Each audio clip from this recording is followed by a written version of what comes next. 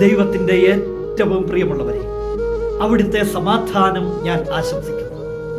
ഇന്ന് കർത്താവ് നമുക്ക് നൽകുന്ന ദൂത് വിശുദ്ധ മത്തായി എഴുതിയ സുവിശേഷം 18-ാം അധ്യായം 10-ാം തിരുവചനം.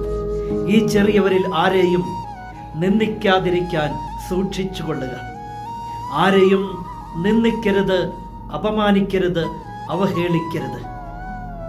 ഒരു മനുഷ്യൻ ഇല്ലായ്മക്കാരനായി പോയതിൻ്റെ പേരിൽ, അവനിൽ കുറവുകൾ ഉള്ളതിൻ്റെ പേരിൽ, അവൻ ചെറിയവനായി പോയതിൻ്റെ പേരിൽ ആരെയും നിന്ദിക്കാതിരിക്കാൻ സൂക്ഷിച്ചു കൊള്ളാനാ ദൈവവചനം പറയുന്നത്. ഓരോ മനുഷ്യനും ഒരു ദൈവദൂതനുണ്ട്. ആ ദൈവദൂതൻ എപ്പോഴും ദൈവസന്നിധിയിലാണ്. ആ ദൈവദൂതൻ ആ മനുഷ്യർക്ക് വേണ്ടി സംസാരിക്കുന്നയാളാണ്. തൊട്ടടുത്ത വചനം പറയുക, സ്വർഗത്തിൽ അവരുടെ ദൂതന്മാർ എൻ്റെ സ്വർഗസ്ഥനായ പിതാവിൻ്റെ മുഖം എപ്പോഴും ദർശിച്ചു കൊണ്ടിരിക്കുകയാണെന്ന് ഞാൻ നിങ്ങളോട് പറയുന്നു. സൂക്ഷിക്കണം.